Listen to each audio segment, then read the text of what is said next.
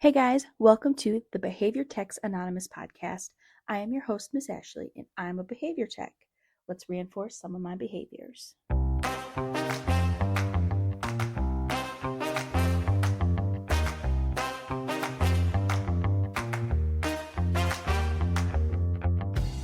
Hello and happy holidays to all of my Behavior Techs Anonymous listeners.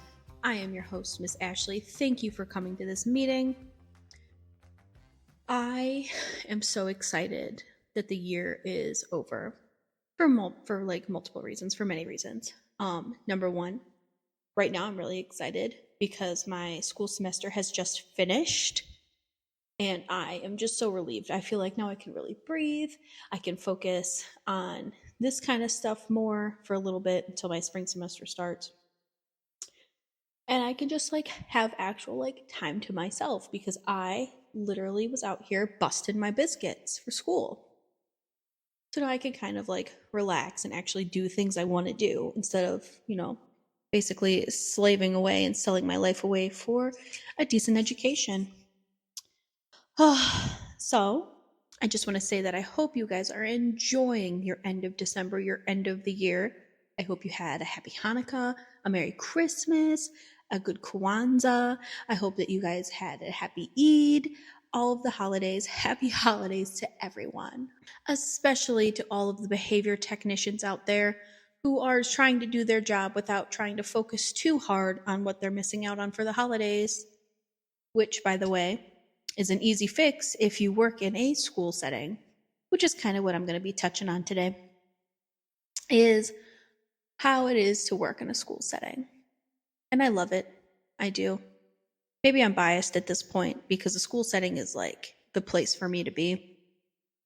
I just really can't say enough good things about it. And I know, if you've listened to my episodes in the past, you've heard me rant and rave already about it, about how nice it is to just be in a school setting and be able to just live your life after you get off work and not really have to worry too much about if your client's going to cancel or where your next paycheck is going to come from or how much money you're going to get. And I'll tell you why. Because when you work in a school setting, through the school, not through a company that's into a school. I don't know anything about those yet. But if you're hired in the school district, in the school itself, you get to have every single holiday that the school has off. And it's just so nice. It is so wonderful to just randomly have a week off in the spring, 3 months off in the summer. Mine's been paid. I got a good gig where it was paid throughout the summer. And just now, I'm having a winter holiday break for the last 2 weeks of December. And then I go back January 3rd or something. And it's just so I feel like I could breathe when I entered a school setting from the clinic / in-home settings. And for those reasons. Also, the benefits that come with a school setting are crazy good because you get the teacher benefits, which, teachers don't get paid a lot, everybody knows, but their benefits are great. It's just so good. So I have to see a lot of specialists, like the cardiologist and neurologist and stuff like that. It's $30 visits to those things. As the copay. It's nuts. It's crazy. It's so nice. And dental, vision. I have name brand glasses on right now because the vision insurance covered really good frames. I think I paid $25 out of pocket for my glasses. And that included the anti-glare. And then my one pair of glasses has the transition lenses so that I can see, my baby blue eyes can see while I'm driving. They don't hurt, start watering and stuff. Anyway, got sidetracked. But all that is made possible by the school setting, okay? And the dental insurance too. Let me tell you, I'd be going to the dentist. Which I know it might sound funny to people who maybe have not really experienced not having those things. But in the clinic, I really did not have those things. The insurance was available there, but it was astronomically expensive. It just, I wouldn't have anything really to take home after the insurance came out. And then when I went to the doctors with it, the copay was crazy. It was crazy high. Like I had to pay, I think, like $150 the one time just to visit like my primary care doctor. And now it's $0. It's $0 for a checkup. So it's a big difference for me and like a really big game changer.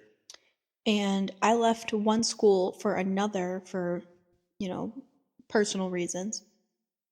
And that was like one of my stipulations because I didn't know if that was just like a one school type of thing or if that's kind of how it was at like other places too. And so far, I have found that both schools have the same kind of insurance. And it's just really relieving to be able to know that I have that kind of coverage. Not to say that the insurance itself is like cheap when it comes out.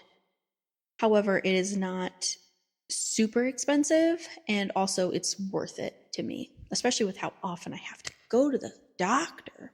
And then too, like if I ever decide to like make a family of my own, I know that we'll have like that good insurance to kind of fall back on and stuff. And it's just nice. So anyway, other than the amazing insurance that I could apparently go on and on about for over 5 minutes, and the breaks, all the days off, like okay, hang on, real quick. So I work like a contracted number of days, and that's like 185 or 190 days throughout the year is the days I'm physically working. And then all the other days I get paid as well, even when I am not working, which is nice. It is a good breath of fresh air. It's literally like a dream job. So you guys will see me like on Instagram and on Facebook and in like different like RBT support pages and stuff. Every time someone asks a question about a school setting, I like get so excited because I cannot stress it enough that it is I feel that it is the perfect place for an RBT who also has a family or wants to have a family. It's better for what's the word I'm looking for? Oh, it's better for a work-life balance. I mean, it's perfect. It helps with burnout. It helps it just immensely with everything. Like last summer, was it last summer? Yeah, it was last summer in June. My family and I were able to go to California, and I didn't have to like worry about if I was going to get paid or like coming back on time because like I just didn't have to work again until August. So I just went to California and I could have been there for as long as I needed to and as long as I wanted to because I was still going to get paid the same amount. I knew that everything at home was going to be caught up and like it was perfect. I couldn't have asked for a better situation. And I kind of want to keep that gravy train going. And I also want other people to be able to like experience that too. So if you are looking for a job and you're an experienced RBT, but we're going to get into that, I would highly suggest the school setting. And being experienced in the school setting is important. So if you are a brand new RBT or BT, whatever, if you're new in the field, I don't suggest the school setting for you. You have to be very independent with a lot of things. And it's a lot harder when you're brand new. Like I couldn't have done it as a brand new RBT. Like I would have been completely lost and confused. I would have struggled and I would have quit, to be honest with you. And all the perks of being in the school setting are nice. However, it is extremely difficult. You're dealing with a whole other like slew of things, and just if you don't already have a good base for knowing like behaviors and you've like maybe like just passed like the registration exam, I just don't suggest it. You need to be in like a clinic or an in-home setting somewhere where other RBTs and BCBAs are close by so they can answer questions and you can grow and you can learn and you can work on your skills. Going into a school setting, you need to be able to have those skills already. Not to say that you won't be learning anything because you will, but you need to have like a good solid understanding of the RBT competency before you go in there. It'll make it a lot easier for you not necessarily just for the kids, but also for the adults. Because the hardest thing about a school setting are the adults. And it can be very challenging when you're already struggling with your client or whoever you're working with. And then another adult comes up and starts like berating you about it and telling you that you're like horrible and you're a horrible person, you're doing horrible things, and that you're basically like worthless and like a waste of a paycheck. And you might be thinking, like, oh my God, that's horrible. Yes, it is horrible. You're right. It is really horrible. That is not an over exaggeration. That is things that have been said to me. I have also been told that I am ineffective, which completely broke my heart. I have been told that I am just more trouble than I'm worth, I guess. So here's the thing. Um, Teachers are under a lot of stress and everything is their fault. That's what I've learned in a school setting. Everything all the time is the teacher's fault. No matter what happens, it's the teacher's fault. So when they have us come in, when they have the support staff come in, and we are doing the best we can with who we have, and it's not working, the fact that it's not working, and that's in quotes, not working, comes back on them. So it looks bad on them from, their principal, from the board, from parents, from other teachers, from the district. It all looks bad on them. And it's in my experience that they get really frustrated. And number one, they already don't understand what we're doing, or they have negative notions about ABA, or they don't understand that we're not there to help them like pass out papers and cut up stuff for them. They want the support. They don't understand what we're there for. And honestly, I've had to explain it a good 5, 6, 7 times to a lot of teachers before they fully get what I'm saying, or they just give up asking me for things. And that's not really great either when that happens. And a lot of being in the school setting is is like explaining yourself, which again, like, this is another reason why experience is a big factor in working in a school setting. Because yes, while they do want the help, what they want more is to like understand. And if you can't fully understand and explain your job and the different aspects of like what you're doing and why you're doing it, it can become very frustrating. And yes, you can have them talk to your BCBA. I do that when they get like a little bit too hostile with me. I'm like, okay, well, this is my supervisor. You can talk to them about it. And they're like, I will. All angry. I will. Okay. Good luck, baby. So you can have them do that. I just find it's easier because you are there. So if you're comfortable with it and you have the ability to do it, I would just try to build that relationship with them and explain to them as much as you can, like who you are, what you're doing, what ABA is, why you can only work with certain kids, and why you like react the way you do. I know that after I explained like de-escalation training to them, and why when I come into a hostile situation, when I come in, I'm not hostile. Like, I'm not like all amped up. Like, I'm calm. I stay stone faced. I do what I need to do. And after I explained that to them, a lot of teachers said that they just thought I was like underreacting to the situation. Like, I was coming in and I was like almost mocking them because of how calm I was. And I was like, oh no, like I felt like horrified when they said that, because that's awful. That must be like an awful feeling to have when, your student is throwing chairs at you and trying to stab somebody with a really sharp pencil, which really hurts, by the way, when they get you. But yeah, so teachers are hard. They're having a hard time. They're going to give you a hard time. Not all of them. Not all of them. A lot of them will, especially if they have been doing this for a very, very long time. I have found that like the brand new teachers are the ones that are like, they're open-minded to like suggestions and stuff. I've had a teacher tell me that they had been told by their principal in the year 1989 that they were the best at behavior and they didn't want me in their classroom, they didn't need me in their classroom, and that I was not welcome in their classroom. And I explained to them, like, okay, I have to like follow like this kid around, this kid and this kid. So you might be seeing me. And they were like, no, I don't want you in there. And I talked to my supervisor and she was like, fine, if she doesn't want you in there, then just don't go. And I said, okay. So I didn't. And the kids started cutting up in there. And they just got like sent to the office. And I was in the office and I was like, hey. And they were like, hey, which is another thing about the school setting is you have to be willing to let go of control. Because in clinics and in home, you know, we have like that control over the client and over like the environment.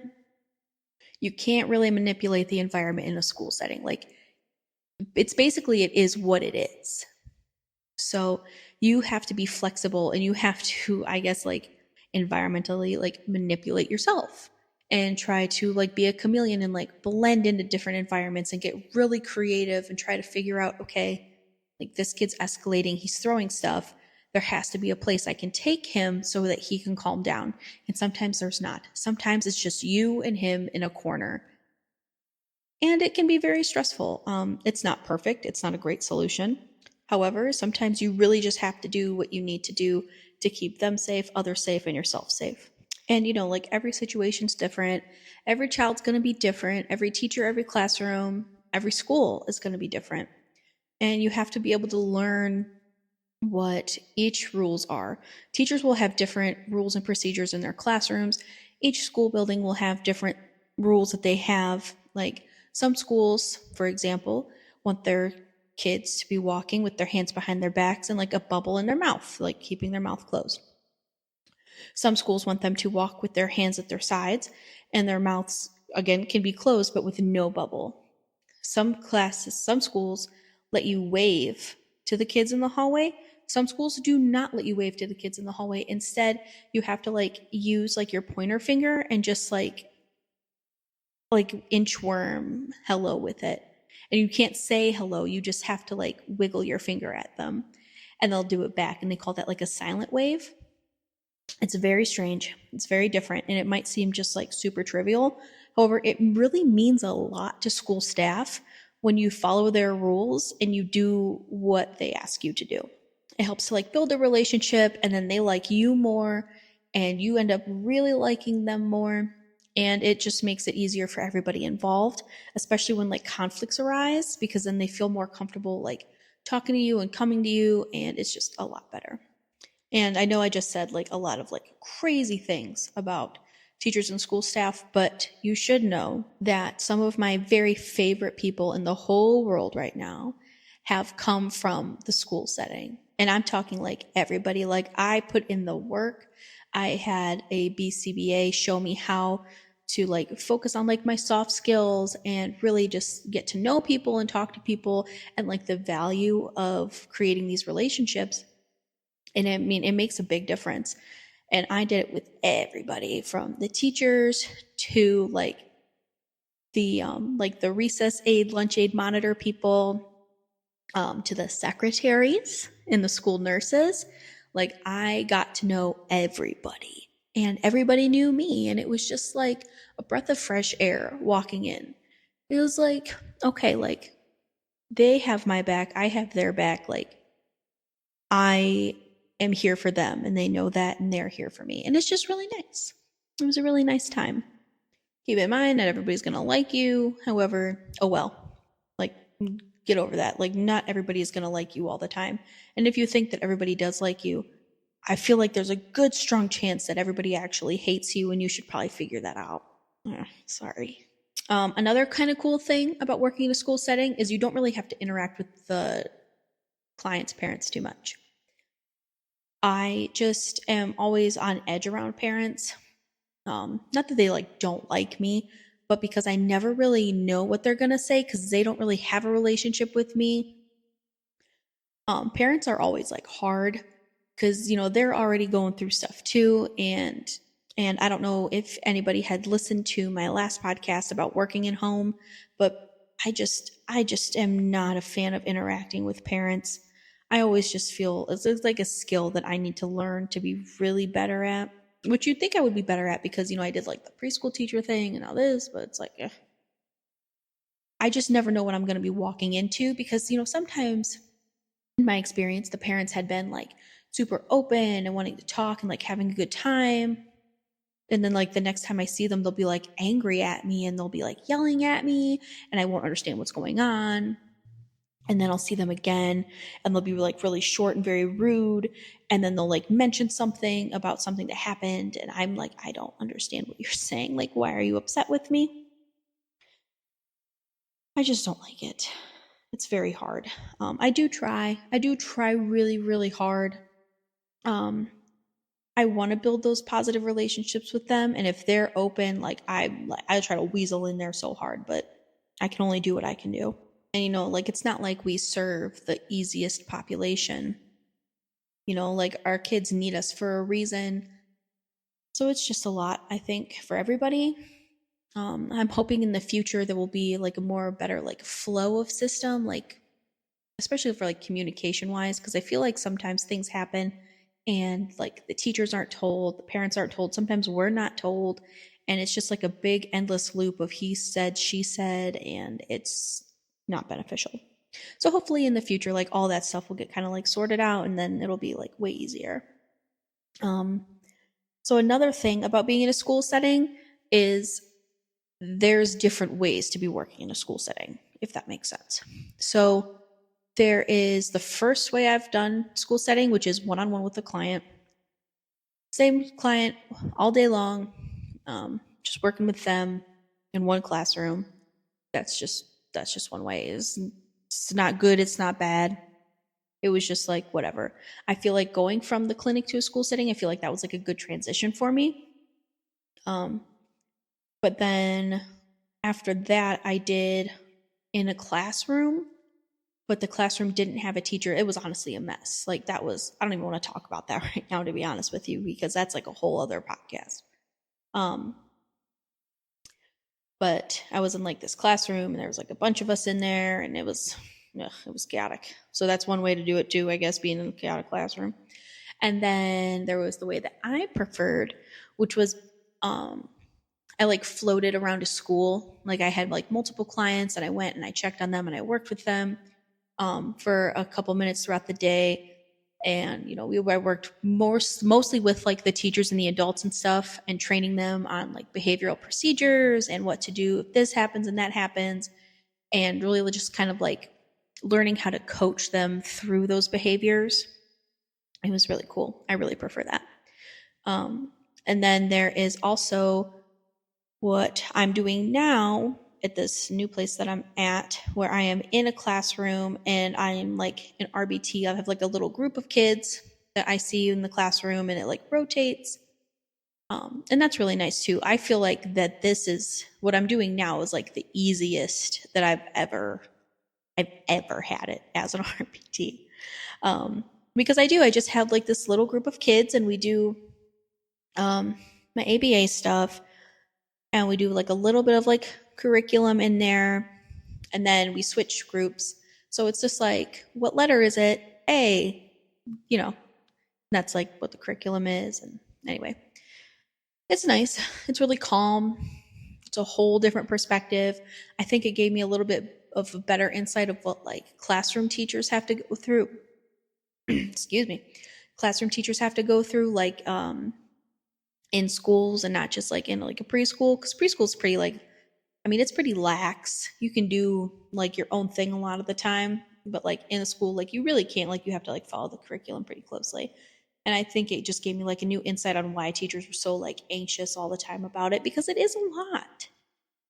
It's a lot to have to like almost like cram down their throats for them to like stay on task. Now, obviously, like our kids have a little bit more like leeway because of like their IEPs and their BIPs and stuff like that. But still, like I get like really anxious because like now I feel like I'm really in charge of like all of their futures, because it's like, okay, well, you have to learn this and you have to learn like the behavioral approaches and all this stuff. And it's a lot. When I talk about it, it's a lot. But when I'm actually like doing it, like I feel like it's like a really smooth transition. Like it's nice.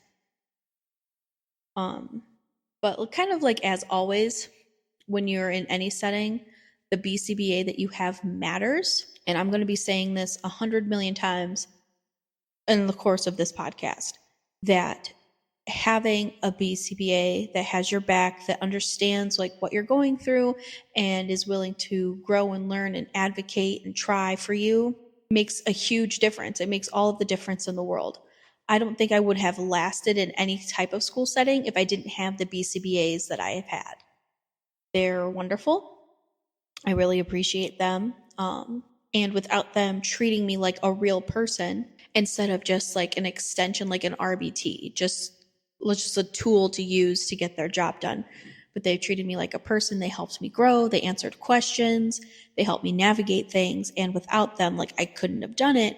And that's also very important. So if you enter a school setting and you're like, Miss Ashley told me that this was going to be easy peasy and I'm feeling very stressed out right now, there are parts that are stressful.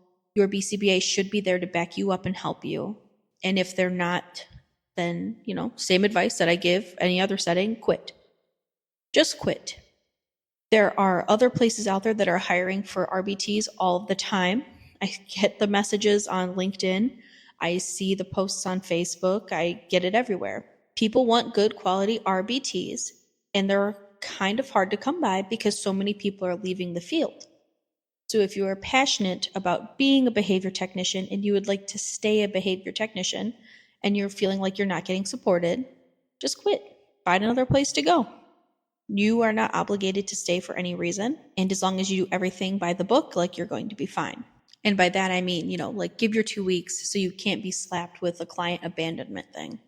Because in the group that I'm in on Facebook, somebody got hit with the client abandonment and now they can't be a behavior technician anymore, let alone a registered behavior technician.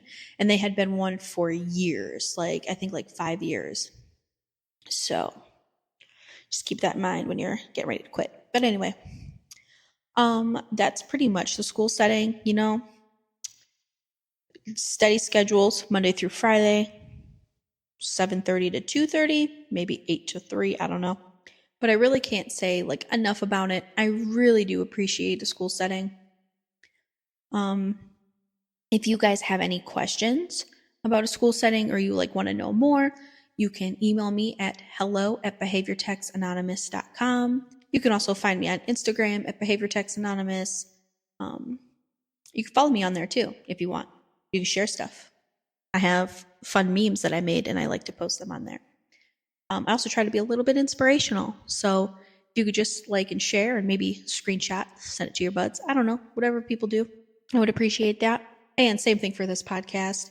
If you like it, go ahead and subscribe. I try to post every other Tuesday, and I'm going to be sharing all things about behavior technicians, sharing stories, yada, yada, yada. We're going to be having a good time.